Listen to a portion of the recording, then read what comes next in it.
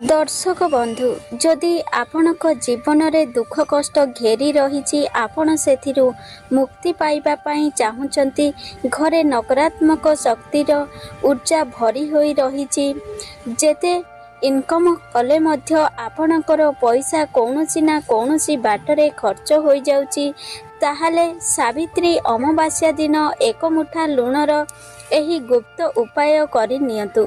आपणक जीवन में चली समस्त दुख कष्टरू आपणकु मुक्ति मिलिजिव। माँ लक्ष्मी को कृपारू आपणक घरे हेबो धनर वर्षा। आपण जे क्षेत्र को जिबे सेठिरे आपणकु लाभ ही लाभ प्राप्त हेबो। समस्त कार्य आपणकर सफल हेबो। दर्शक बंधु मे 16 2026 शनिवार दिन पड़िबाकु जाउअछि पवित्र सावित्री अमावास्या। ज्येष्ठ मास कृष्ण पक्ष अमावास्या तिथि को सावित्री व्रत रूपे पालन करा जाइथाय। एही दिन अनेक प्रकारर शुभ योग निर्माण हेबाकु जाउअ जेमिति कि आयुष्मान योग, महालक्ष्मी योग, अमृत सिद्धि योग, धन योग, इंद्र योग भली पूरा 62 प्रकारर शुभ योग निर्माण हेबाकु जाउअछि। तेणु एही भली एक शुभ दिन रे घरर एही जगारे रखी दियंतु एक मुठा लुण। वर्ष सारा केबे भी धन अन्नर कमी हेबो नाही। सुख समृद्धि वृद्धि पाइब। आपणकर समस्त आर्थिक समस्या दूर होइजिब। दर्शक बंधु हिंदू धर्म रे सावित्री अमावास्यार विशेष महत्व दिया जाइअछि। एही दिन स्त्री लोक माने निज स्वामीर दीर्घायु कामना करी लक्ष्मी नारायण, शिव पार्वती, सत्यवान सावित्री को पूजा करिथांती। एही दिन दान धर्म करिबा द्वारा आपनकु केते गुड़िए पुण्य फल प्राप्त होइथाय एवं पुण्यार्थी माने माँ लक्ष्मी सावित्री अमावास्या दिन किछि खास उपाय करा जाए ताहले आपणक घरे माँ लक्ष्मीकर कृपा सदा सर्वदा बनी रहिब। वर्ष सारा केबे मध्य धन अन्नर अभाव रहिब नाही। तेबे दर्शक वैज्ञानिक दृष्टिकोणरू लुण तो केवल एक रासायनिक पदार्थ अटे।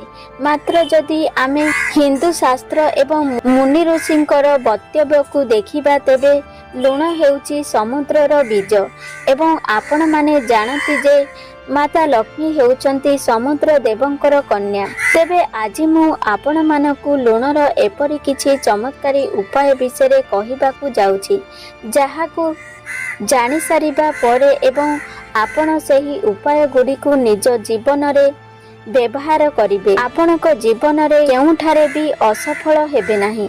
आपण जेउठारे भी कार्य करिवे सेथिरे निश्चय भावरे आपण सफलता प्राप्त करिवे। एही उपाय गुडी को निज जीवन रे व्यवहार करिबा द्वारा आपणक जीवन रे केबे भी धनर अभाव हेबो नाही। जदि आपणक घरे कौनसी व्यक्ति को बेमार लागि रहिछि, घरे सदा सर्वदा अशांतिर वातावरण सृष्टि हेउछि, प्रत्येक सदस्य मानक मध्यरे मनांतर मतांतर हेउछि, आपण ऋण करजरे बुड़ी रहिचंती, चाकरी क्षेत्र रे आपणकु पद उन्नति मिलु नाही किंबा समस्त जगारे आपणकु समस्यार सामना करिबाकु पडुछि, तेबे एही उपाय गुडी को पालन करिबा द्वारा आपण से समस्त कष्टरू रक्षा पाई परिबे। से समस्त समस्या आपणकर समाधान होइजिबो। आपण मानकु लागि थाई पारे जे लुण गोटे साधारण पदार्थ, मात्र दर्शक बंधु लुण भितरे एपरि चमत्कारी गुण लुचि रहिछि जहाँकि प्रत्येक व्यक्ति जानि नथांती एवं आपण जदि एही चमत्कारी शक्ति विषय जानिछंती तेबे जीवन रे आपण केबे भी धन अन्नर अभावर सम्मुखीन हेबे नाही। आपण माने जानती जे आम स्वास्थ्य उपरे भी लुणर केते गुरुत्वपूर्ण भूमिका रही थाए। जदि आम खाद्य रे लुणर मात्रा अधिक होई थाए तेबे मध्य असुविधा होई थाए एवं जदि आम खाद्य रे लुणर मात्रा कम होई थाए तेबे मध्य असुविधा होई थाए। एहार अर्थ लुण आमको जीवन दिए एवं लुण आमर जीवन नेई मध्य पारे। तेबे आज मु आपण मानकु एही वीडियो रे लुणर किछि उपाय कहिबाकु जाउछि ଯାହାକୁ ଯଦି ଆପଣ ନିଜ ଜୀବନରେ ପ୍ରୟୋଗ କରନ୍ତି ତେବେ ଆପଣଙ୍କ ଜୀବନରେ କେବେ ବି କୌଣସି କଷ୍ଟର ସାମ୍ନା କରିବାକୁ ପଡ଼ିବ ନାହିଁ। ତେବେ ଦର୍ଶକ ବନ୍ଧୁ, ଆପଣମାନେ ଜାଣନ୍ତି ଯେ ଲୁଣ ବିଭିନ୍ନ ପ୍ରକାରର ରହିଥାଏ। ଯେପରିକି ପ୍ରଥମେ ହେଉଛି ସନ୍ଦେବ ଲବଣ, ଯାହାକୁ କି ଆମେ ପାହାଡ଼ିଆ ଲୁଣ ଭାବରେ ଜାଣିଥାଉ। ଆଉ ଗୋଟିଏ ହେଉଛି ସାମୁଦ୍ରିକ ଲୁଣ, ଅନ୍ୟଟି ହେଉଛି କଳା ଲୁଣ ଏବଂ ଗୋଟିଏ ହେଉଛି ସାଧାରଣ ଲୁଣ। ମାତ୍ର ଜ୍ୟୋତିଷ ଶାସ୍ତ୍ର ଅନୁସାରେ ଲୁଣକୁ ଚନ୍ଦ୍ର ଏବଂ ଶୁକ୍ରଙ୍କର ପ୍ରତୀକ ଭାବରେ ମନାଯାଇଥାଏ। ଅନେକ ଲୋକ ଲୁଣକୁ ରାହୁଙ୍କର ମଧ୍ୟ ପ୍ରତୀକ ଭାବରେ ମାନିଥାନ୍ତି। ସେଥିପାଇଁ ଲୁଣର ପ୍ରୟୋଗ କରି ଆପଣ ସମସ୍ତ ଦୁଷ୍ଟ ଗ୍ରହମାନଙ୍କୁ ଶାନ୍ତି ମଧ୍ୟ କରିପାରିବେ। ଜ୍ୟୋତିଷ ଶାସ୍ତ୍ର ଅନୁସାରେ ଲୁଣକୁ ଚନ୍ଦ୍ର ଏବଂ ଶୁକ୍ରଙ୍କର ପ୍ରତୀକ ଭାବରେ ମନାଯାଇଥାଏ। ସେଥିପାଇଁ ଆପଣ ଯଦି ଲୁଣକୁ ପ୍ଲାଷ୍ଟିକ କିମ୍ବା ଲୁହାର ଡବାରେ ରଖିଛନ୍ତି ତେବେ ଏପରି କରିବା ଦ୍ୱାରା ଚନ୍ଦ୍ର ଏବଂ ଶନିଙ୍କର ମିଳନ ହୋଇଥାଏ, ଯାହାକି ଅତି ଅମଙ୍ଗଳ ହୋଇଥାଏ ଏବଂ ଏହା ଆପଣଙ୍କ ପାଇଁ ଘାତକ ମଧ୍ୟ ହୋଇଥାଏ। ଯଦି ଆପଣ ନିଜ ଘରେ ପ୍ଲାଷ୍ଟିକ କିମ୍ବା ଲୁହା ଡବାରେ ଲୁଣ ରଖୁଛନ୍ତି ତେବେ ଏହା ଆପଣଙ୍କ ଘର ପାଇଁ ଅତ୍ୟନ୍ତ ଅମଙ୍ଗଳକାରୀ ହୋଇଥାଏ। ଏହା ଆପଣଙ୍କ ଘରେ ରୋଗ ଶୋକ ବୃଦ୍ଧିର କାରଣ ହୋଇଥାଏ। ଆପଣମାନେ ଲୁଣକୁ ପ୍ଲାଷ୍ଟିକ ଡବାରେ ରଖିବା ଉଚିତ ନୁହେଁ। ସବୁଠାରୁ ଭଲ ଜିନିଷ ହେଉଛି କାଚର ଡବା। ଆପଣମାନେ ଯଦି ଲୁଣକୁ କାଚର ଡବାରେ ରଖୁଛନ୍ତି ତେବେ ଲୁଣର କୌଣସି ଖରାପ ପ୍ରଭାବ ଆପଣଙ୍କ ଉପରେ ପଡ଼ିବ ନାହିଁ।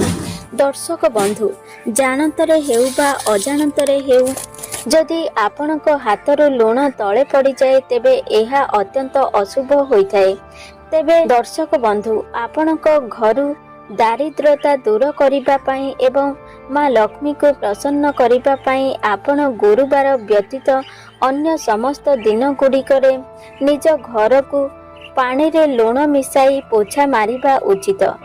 ଏପରି କରିବା ଦ୍ୱାରା ଆପଣଙ୍କ ଘରର ନକାରାତ୍ମକ ଶକ୍ତି ନଷ୍ଟ ହୋଇଥାଏ। ଏପରି କରିବା ଦ୍ୱାରା ଆପଣଙ୍କ ଗୃହ ପବିତ୍ର ହୋଇଥାଏ, ଯାହାକି ମା ଲକ୍ଷ୍ମୀ ଆଗମନର ବାଟ ଫିଟି ଯାଇଥାଏ ଏବଂ ଏହା ସବୁଠାରୁ ଭଲ ଉପାୟ ଯାହାଦ୍ୱାରା ଆମେ ମା ଲକ୍ଷ୍ମୀଙ୍କୁ ପ୍ରସନ୍ନ କରିପାରିବା।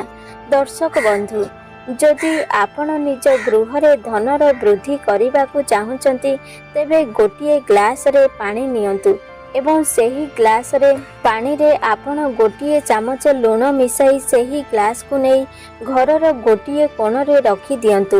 ଏପରି କରିବା ଦ୍ୱାରା ମା ଲକ୍ଷ୍ମୀ ପ୍ରସନ୍ନ ହୋଇଥାନ୍ତି ଏବଂ ଆପଣଙ୍କର ଧନରେ ବୃଦ୍ଧି ହୋଇଥାଏ। ତେବେ ଦର୍ଶକ ବନ୍ଧୁ, ଆପଣମାନେ ଜାଣନ୍ତି ଯେ ଛୋଟ ପିଲାକୁ ନଜର ଲାଗିଥାଏ। ଏହି ନଜର ଦୋଷକୁ କାଟିବା ପାଇଁ ତେବେ ମଧ୍ୟ ଲୁଣର ବ୍ୟବହାର କରାଯାଇପାରିବ। ତେବେ ଦର୍ଶକ ବନ୍ଧୁ, ଯଦି ଆପଣଙ୍କ କୁଣ୍ଡଳୀରେ ଚନ୍ଦ୍ର ଏବଂ ମଙ୍ଗଳର ଦୋଷ ଲାଗି ରହିଛି ତେବେ ଆପଣ ଏହି ଲୁଣର ପ୍ରୟୋଗ କରି ନିଜ କୁଣ୍ଡଳୀରୁ ଏହି ସବୁ ଦୋଷକୁ ଦୂର କରିପାରିବେ। ସେଥିପାଇଁ ଆପଣ 21 ଦିନ ପର୍ଯ୍ୟନ୍ତ ଏହି ଉପାୟକୁ କରିବେ। ଆପଣ କିଛି ଲୁଣ ନେଇ ନିଜ ଶରୀର ପାଖରେ 7 ଥର ବୁଲାଇ ଦିଅନ୍ତୁ ଏବଂ ସେହି ଲୁଣକୁ ନେଇ ଆପଣ କୌଣସି ପ୍ରବାହିତ ଜଳରେ ପ୍ରବାହିତ କରିଦିଅନ୍ତୁ। ଏପରି କରିବା ଦ୍ୱାରା ଆପଣଙ୍କ କୁଣ୍ଡଳୀରୁ ଚନ୍ଦ୍ର ଏବଂ ମଙ୍ଗଳ ଦୋଷ ଦୂର ହୋଇଥାଏ। ଦର୍ଶକ ବନ୍ଧୁ, ଯଦି ସ୍ୱାମୀ ସ୍ତ୍ରୀ ଭିତରେ ସମ୍ପର୍କ ଭଲ ନଥାଏ ତେବେ ଆପଣ ନିଜ ଗୃହର ସମସ୍ତ କୋଣରେ କାଚ ପାତ୍ରରେ କିଛି କିଛି ଲୁଣ ରଖନ୍ତୁ ଏବଂ ପ୍ରତି ସପ୍ତାହରେ ଏହି ଲୁଣକୁ ବଦଳାଇ ଦିଅନ୍ତୁ ଏବଂ ସେହି ଲୁଣକୁ ଜଳରେ ପକାଇ ଦିଅନ୍ତୁ। ଏପରି କରିବା ଦ୍ୱାରା ସ୍ୱାମୀ ସ୍ତ୍ରୀ ସମ୍ପର୍କ ମଜବୁତ ହୋଇଥାଏ। ଏବେ ଆସନ୍ତୁ ଜାଣିବା ଲୁଣର ଚମତ୍କାରୀ ଉପାୟ ବିଷୟରେ। ଲୁଣ ଡବାରେ କେଉଁ 2ଟି ଜିନିଷ ରଖିବା ଦ୍ୱାରା ଆପଣଙ୍କ ଘରକୁ ମା ଲକ୍ଷ୍ମୀ ଆକର୍ଷିତ ହୋଇ ଆସିଥାନ୍ତି। ତେବେ ଲୁଣ ହେଉଛି ଶୁକ୍ରଙ୍କର ପ୍ରତୀକ ଏବଂ ଲବଙ୍ଗ ହେଉଛି ଶନିଙ୍କର ପ୍ରତୀକ ଏବଂ ଶୁକ୍ର ଏବଂ ଶନିଙ୍କର ମିଳନ ହେଲେ ଏହା ଧନ ସୃଷ୍ଟି ହୋଇଥାଏ, ଯାହାଦ୍ୱାରା ଆପଣଙ୍କ ଗୃହରେ ଧନର ବୃଦ୍ଧି ହୋଇଥାଏ। କାରଣ ଜ୍ୟୋତିଷ ଶାସ୍ତ୍ର ଅନୁସାରେ ଶୁକ୍ର ଏବଂ ଶନି ମିତ୍ର ଅଟନ୍ତି। ଯଦି ଆପଣ ଲୁଣ ଡବାରେ 5ଟି ଲବଙ୍ଗ ରଖନ୍ତି ତେବେ ଆପଣଙ୍କ ଗୃହରେ କେବେ ବି ଧନର ଅଭାବ ହେବ ନାହିଁ। ଦ୍ୱିତୀୟରେ, ଆପଣ ଲୁଣ ଡବାରେ 5ଟି ତୁଳସୀ ପତ୍ର ରଖନ୍ତି। ଆପଣ ଜାଣନ୍ତି ଯେ ଲୁଣ ଶୁକ୍ରଙ୍କର ପ୍ରତୀକ ଏବଂ ତୁଳସୀ ପତ୍ର ବୁଧଙ୍କର ପ୍ରତୀକ ଅଟେ। ଆପଣ ଜାଣନ୍ତି ସବୁଜ ରଙ୍ଗ ହେଉଛି ବୁଧଙ୍କର ପ୍ରତୀକ।